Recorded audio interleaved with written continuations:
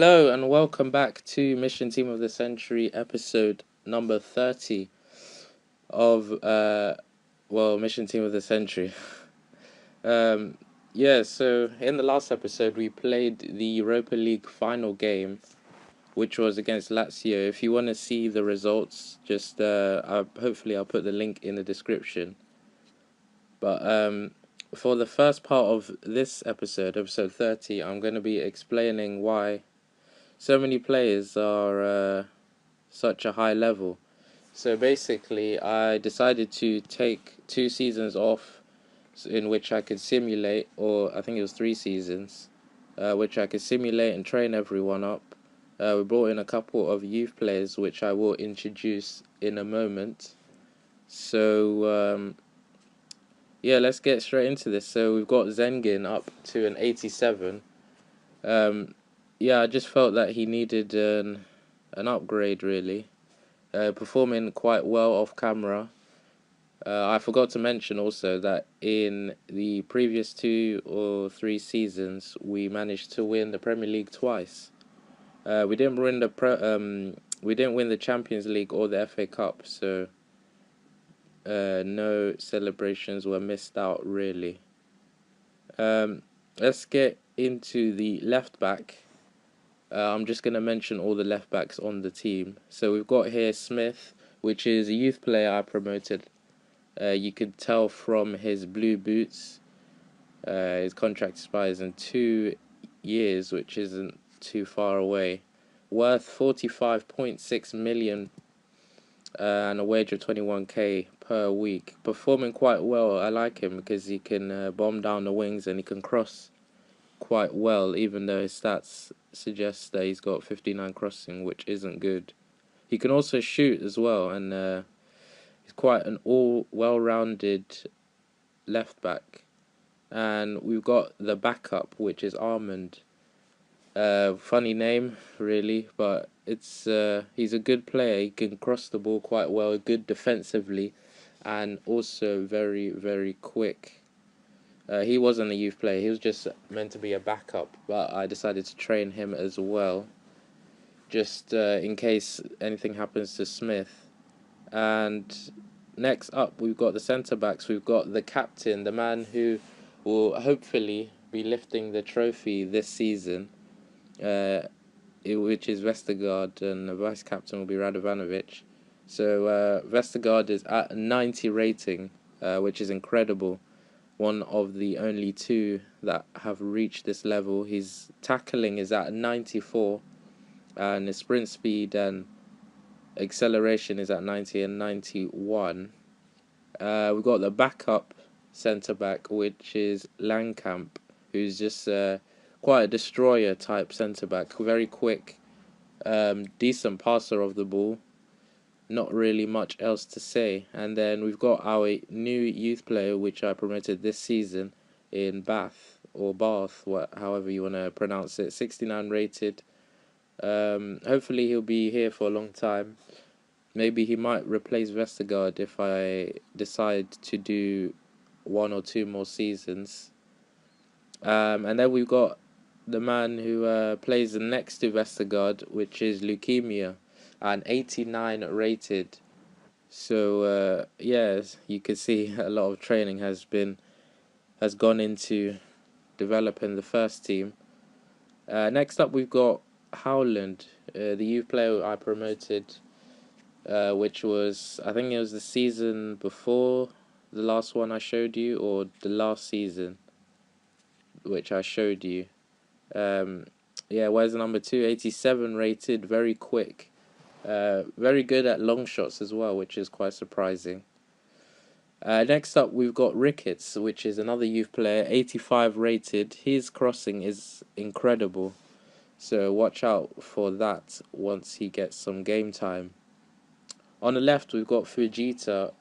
Just haven't really touched him much in terms of training. He's just a quick player, good passer, good crosser, good at shooting. Just really good player, not much else to say. Next up, we've got another left winger, youth player called Williams. You can tell also from his blue boots. Yeah, in case you didn't know, all the youth players have blue boots, apart from, wait, who was it? Who was it that has blue boots and he isn't a youth player? Okay, now we'll come back to that. Yeah, so Williams, well-rounded stats, 68 rated. Yeah, decent player. In the centre mid position, we've got Choi. He's been performing excellently off camera. Just a great passer of the ball. He likes to do the over-the-top through passes, kind of like a Fabregas type player. Yeah, just a really good player. He's quite quick, defensively very sound, even though his stats suggest otherwise. I think what I found with playing this game for quite a while is that if you've got a whole team that's highly rated, that player that isn't as highly rated will perform better than if he was in like a worse team. So as you can see, the team is overall quite good. Let's move on to the other centre mid, which is Gaetan. I bought him in as a backup, and he's been performing quite well. Really good passer of the ball, kind of like a Choi type player. Yeah, they're very similar playing styles, except Gaetan can't really defend that well. He's only good attacking. We've got another centre mid, Garrett, which was another one of the youth players that we brought in. He was alongside Howland and Reeve, who I've sold. I don't think I'm going to be bringing him back because I've got 3 new youth players to show you in the striking position. So yeah, he's good box-to-box midfielder. Garrett is. I guess his best stat is his crossing and his speed. Next up, we've got Hamuma. He's another box-to-box midfielder. Quite strong, very quick, just an explosive type player. Next up, we've got Lajic, or I'm not sure how you pronounce his name. He's kind of more suited to an attacking wing type role, so he'll be playing when Fujita or Ramal gets injured. He'll be one of the first people I'll look to. Next, we've got Ince, which is another one of our youth players that I've promoted. Still need to change his boots though. Shouldn't be wearing a white boots. Yeah, I haven't used them much, so I can't really say what he's good at and all of that. I can go based on stats that he's his pace, his best attribute, and his tackling. And we've got our vice captain in Radovanovic. Just an incredible player, box to box midfielder, can defend and can score goals, kind of like Yaya Toure. Next up, we've got Ramal. He's a 90 rated. He got trained up quite quickly because I was kind of training him, and each time he would go up by 1. So I decided to just go all out, and he got to a 90 rated. So hopefully that will show during the matches. Have I mentioned all the sentiments I have? Alright. Next up, we've got the strikers. We've got Murder and Shiplock. Murder been performing as well as he did on camera. And Shiplock kind of been disappointing, but on his day, he is sometimes better than Murder, to be honest. Next up, we've got Webbo. He's a good backup striker. I play him up front, so I sub him off for Shiplock in the later stages of the game. His key attributes is his ball control, heading, shooting, and physical fitness. So basically, his pace, his acceleration, and sprint speed. Next up, we have Smith. He's a youth player, but I couldn't actually change his boots. So we're stuck with purple. He's on a 5-year contract, 30,000 per week. Key stats is his acceleration and pace. Hopefully that will come in handy. After him, we've got Correa. He's just fantastic player. Finishes exceptionally well. Key stats is his pace, 97 sprint speed and 90 acceleration. Next up, we've got Thompson White. He is a youth player who's quite exciting.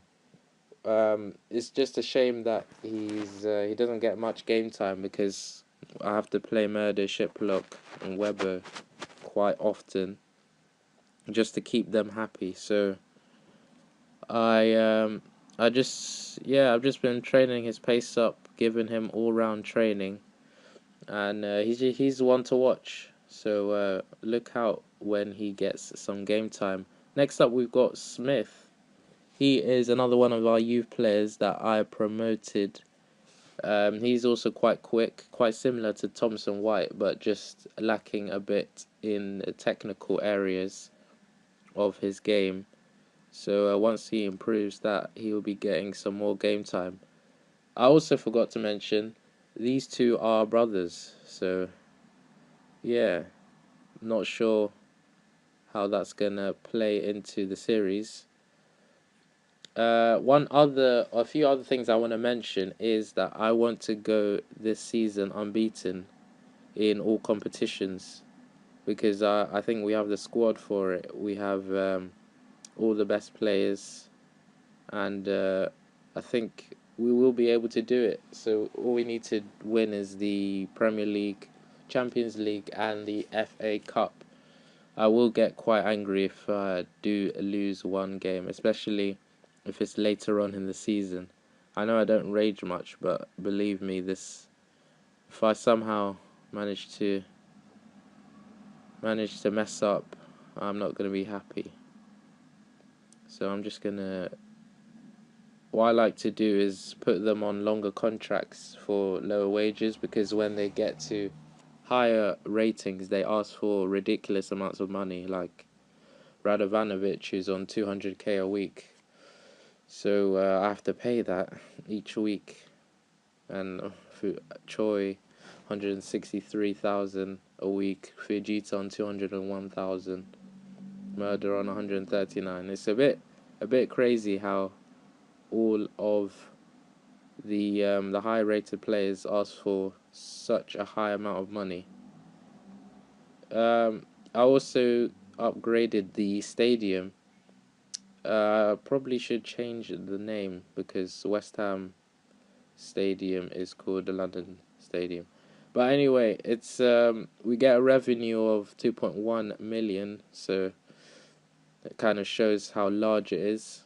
The capacity is 77,756, but the average attendance is 62,000. Also, another thing I've noticed is that the popularity affects the average attendance. So if my popularity was higher, average attendance would be higher as well. But I've done enough talking. Let's get straight into the first game of this episode against Crystal Palace. Done quite a lot of talking in that intro. Hopefully you're all caught up. And let's begin with this, because I'm quite excited to use this team. Hopefully we get our a big victory in this one. I'm calling it now. It's going to be an unbeaten season. Hopefully. 90 rated. Look at the quickness. They can't catch up. Shot, and it's just wide.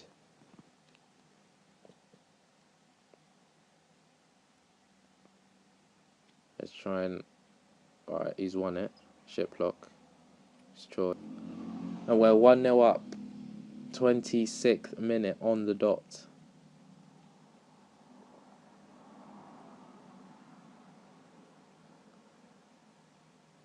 We're just chasing the bring on. Let's just keep it how it is now. Yeah, 1-0 up, so I kind of want to get some more goals just so we secure the victory. There's murder now. Gaitan. So much space. Shiplock. How do you miss that? Come on. We need another goal. Come on. That's a 2-0 lead.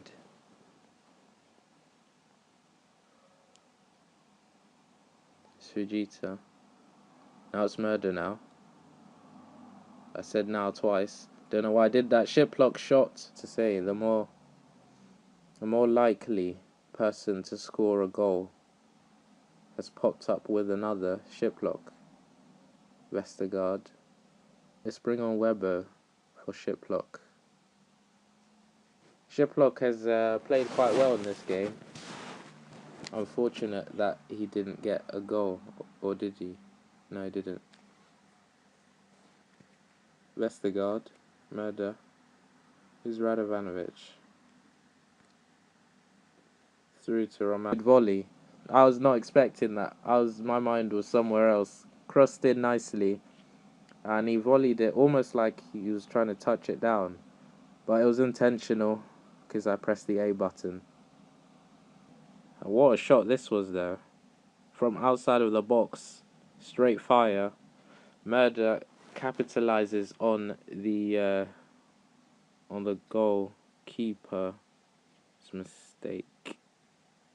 Why am I speaking so slowly? Murder. Okay. 56 million for one of our youth players.